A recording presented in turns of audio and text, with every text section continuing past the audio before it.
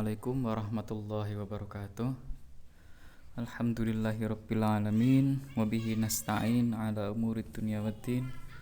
Wassalatu wassalamu ala asyrafil anbiya'i wal mursalin sayyidina wa maulana Muhammadin wa ala alihi wa ashabihi ajma'in.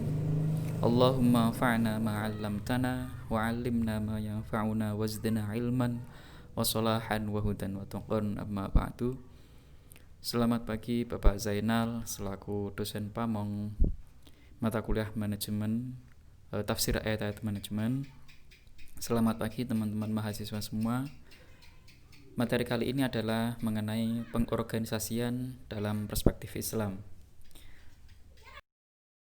Kita belajar mengenai planning dan hari ini kita akan belajar mengenai organizing.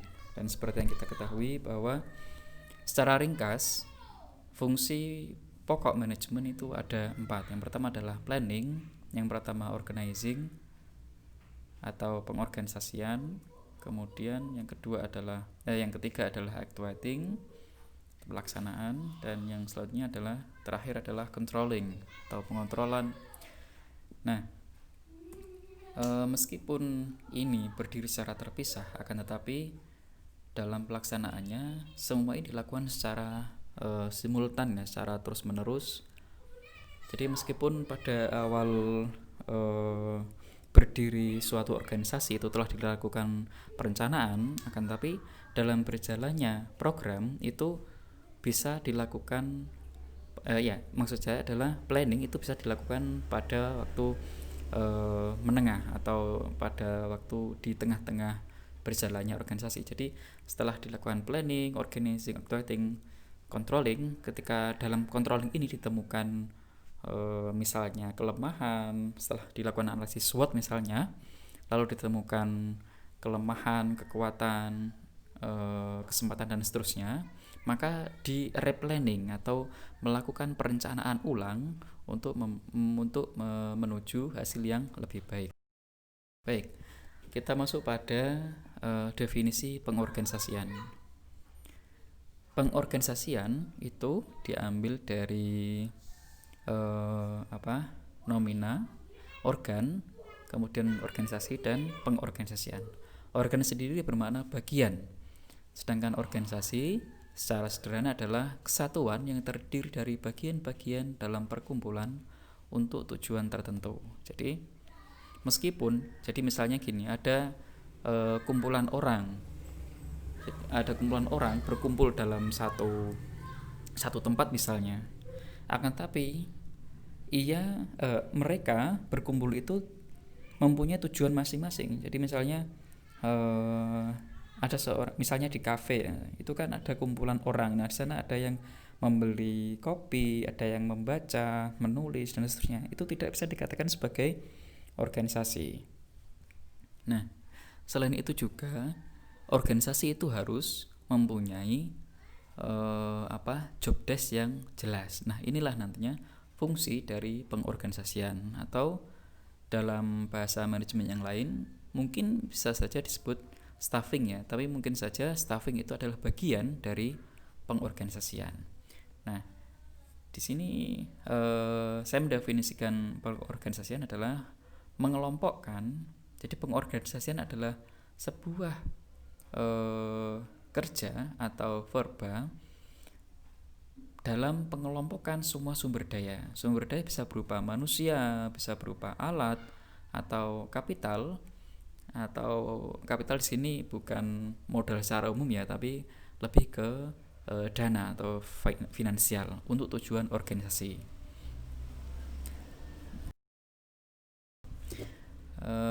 Dalam bahasa Arab, pengorganisasian disebut juga dengan tanzimun. Tanzim itu adalah bentuk masdar dari fi'il madhi nazama dan fi'il mudhari yunazzimu. Misalnya adalah nazzamal asya'a, itu artinya adalah wadu'aha warattabaha. Jadi mengorganisasi sesuatu itu artinya adalah menempatkan dan menyusunnya. Nah, ini saya tambahi penjelasan berdasarkan satu sistem tertentu. Di sini ada penekanan ya dalam satu sistem tertentu, karena jika tidak nantinya akan kocar-kacir. Nanti kita akan melihat apa maksud dari berdasarkan satu sistem tertentu di slide yang selanjutnya. Nah, organisasi juga dalam bahasa Arab bermakna munazamah, itu artinya adalah yang tersusun ya, yang telah tersistem gitu maksudnya. Oke. Oke. Kita masuk di penjelasan singkatnya. Di sini saya mengandaikan ada sumber daya yang berantakan. Jadi misalnya dalam kafe ini ya, bundaran ini kafe. Di sini ada manusia, dana dan alat. Ini adalah manusia, ada laki-laki, perempuan, alatnya adalah laptop, pensil, terus kemudian buku dan lain-lain. Dana juga ada, mereka memiliki dana untuk membayar semua kebutuhannya dalam kafe tersebut. Akan tapi itu masih berantakan. Jadi tujuan mereka itu tidak satu arah. Masih ada yang hanya ingin nongki-nongki santuy atau sekedar nebeng wifi, pengen streaming Netflix dan lain-lain. Nah kemudian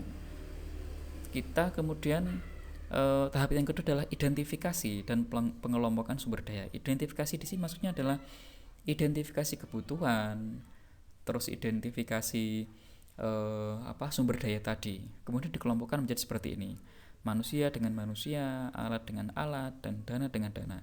Jadi manusia di sini ya manusia nanti akan, nah setelah dikelompokkan seperti ini, nantinya manusia akan terbagi lagi menjadi manusia ini berkemampuan apa, manusia ini bertujuan apa, manusia ini mempunyai concern di bidang apa. Nah setelah dirumuskan semuanya, tahap yang selanjutnya adalah identifikasi kebutuhan. Nah kebutuhan inilah yang nantinya akan menjadi program kerja dari sebuah organisasi. Misalnya kebutuhannya adalah ingin tadi di kafe ya, ingin membuat kafe itu semakin laris. Nah itu nanti akan dibuat program kerja, misalnya marketing, itu contohnya ya. Setelah dilakukan identifikasi program kerja, nanti di dalam program kerja tadi itu akan diisi oleh sumber-sumber daya yang ada manusia, alat, dan dana. Jadi misalnya ini dibagi menjadi 3 ya, ada marketing, ada tim media, dan misalnya tim penggalang dana. Nah 3 program kerja ini atau 3 kebutuhan ini itu masih saling berhubungan antara satu dengan yang lain, dan 3 program ini nantinya akan diikat oleh yang namanya organisasi. Nah, tadi kan misalnya ya organisasi kafe MPI misalnya seperti itu. Nah, organisasi ini tentunya mempunyai tujuan, yaitu ingin kafe itu laris ya. Nah, itulah, dan program kerja itulah yang mengikatnya itu adalah tujuan organisasi. Ini adalah siklus dari pengorganisasian. Oke. Terus kalau kita lihat tadi, apa sih arti penting dari signifikansi pengorganisasian? Syekh Mustafa Sobri Afandi, seorang cendekiawan muslim terakhir di era dinasti Ottoman atau Turki Utsmani ya, Ottoman itu, yang hidup pada tahun 1869 Masehi sampai 1954 Masehi, mengatakan, al-haqqu bila nizamin yaghlibuhul batil bin nizam. Kebenaran yang tidak terorganisasi akan tumbang oleh kebatilan yang tersusun rapi. Jadi misalnya gini, ada malaikat ya, ada 3 malaikat yang besar-besar ini. Tapi malaikat itu, oke lah katakan ini kebaikan itu sebenarnya mempunyai arah yang sama, akan tapi jalan mereka itu berbeda. Ada yang langsung lurus ke depan, ada yang perlu belok-belok dahulu. Nah 3 malaikat yang besar atau 3 kebaikan yang besar ini melawan setan kecil-kecil. Hanya saja setan kecil-kecil ini atau kebatilan yang kecil-kecil ini itu terorganisasi. Mereka semuanya diikat oleh satu tujuan yang sama, yaitu menyerang kebaikan. Meskipun mereka kecil-kecil, tapi jika mempunyai satu tujuan yang sama, bisa saja kebaikan itu kalah. Nah gini, ada gium ini itu intisari dari khutbah Imam Ali radhiyallahu an yang merespon makar yang dihembuskan oleh Muawiyah bin Abi Sufyan. Jadi ketika Imam Ali itu menjadi khalifah, itu kan yang pro dengan beliau, yang diumpamakan sebagai kebaikan, itu banyak yang berseteru, bercerai-berai. Pendapatnya itu saling bertentangan dan tentunya akan merugikan kestabilan pemerintahan Imam Ali. Sedangkan kelompok yang dipimpin oleh Muawiyah, mereka bersatu dengan tujuan yang diinginkan oleh pemimpinnya, yaitu Muawiyah. Sampai-sampai Imam Ali itu mengatakan, faya ajaban wallahi yumitul qalba wa yajlibul hamma min ijtima'i haula'il qaumi ala batilihim wa tafarruqikum an haqqikum faqubhan lakum wa taruhan. Luar biasa sungguh, demi Allah, ia benar-benar zat yang membutakan hati dan membetot perhatian manusia sehingga mereka mampu bersatu dalam kebatilan. Sedangkan kita yang berada di pihak kebaikan, kita malah berseteru dalam kebenaran.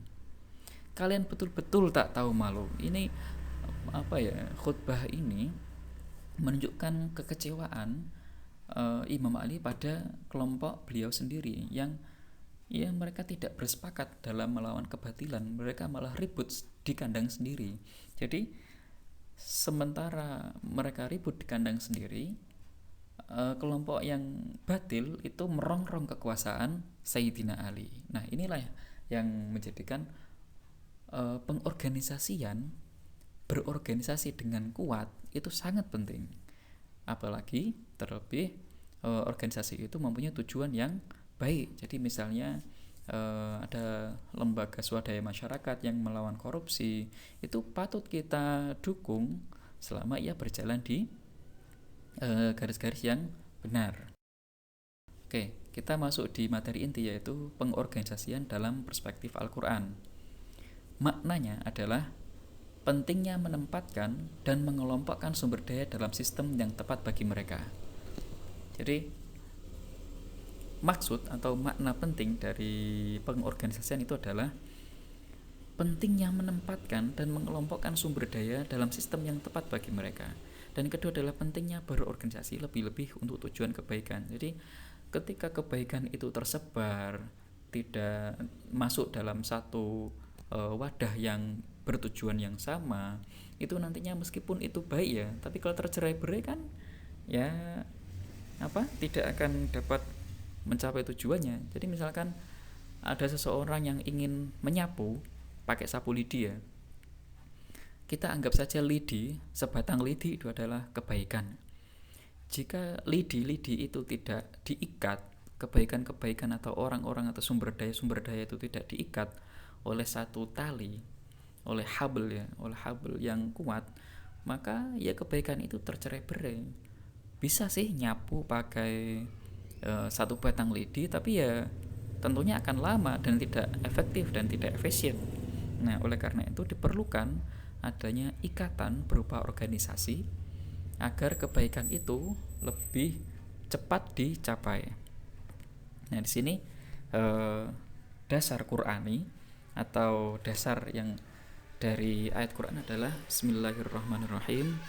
Innallaha yuhibbul ladzina yuqatiluna fi sabilihi shaffan ka'annahum bunyanun marsus.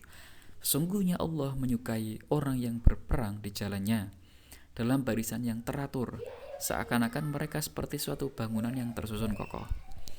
Nah, di sini akan saya menjelaskan dari barisan yang teratur, seakan-akan mereka seperti satu bangunan yang tersusun kokoh.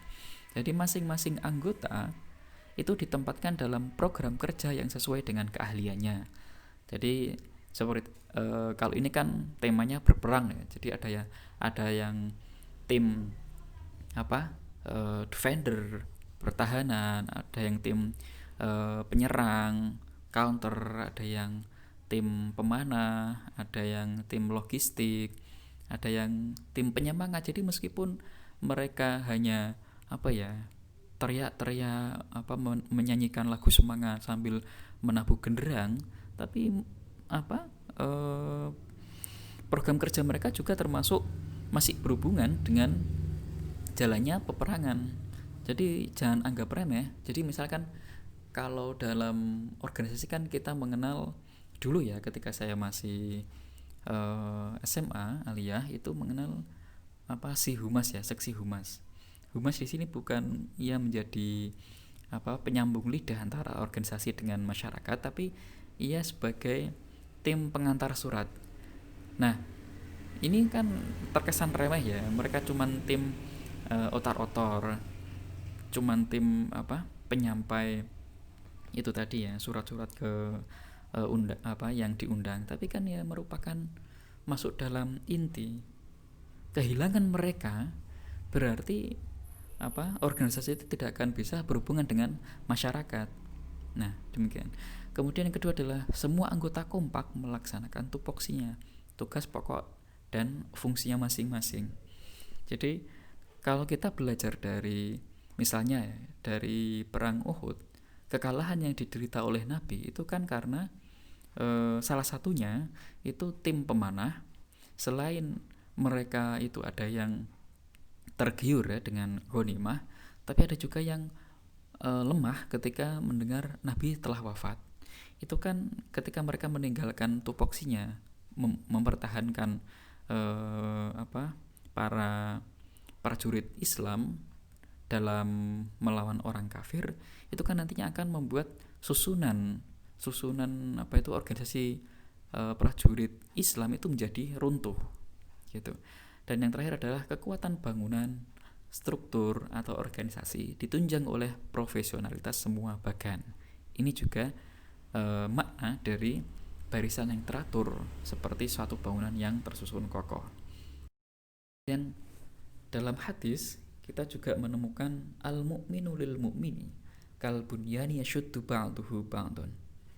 Orang mukmin satu dengan yang lainnya itu seperti sebuah bangunan yang saling menguatkan bagian-bagiannya.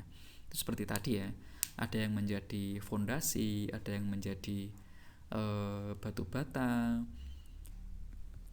Kalau kita lihat struktur manusia ya, untuk menjadi khalifatullah fil ard yang sempurna, manusia itu dibekali hati, terus kemudian diri dan jiwa. Masing-masing hati, diri, dan jiwa itu mempunyai tugas-tugas yang semuanya mempunyai tujuan utama mengantarkan manusia untuk menjadi khalifatullah fil ard yang sempurna atau al-insan al-kamil.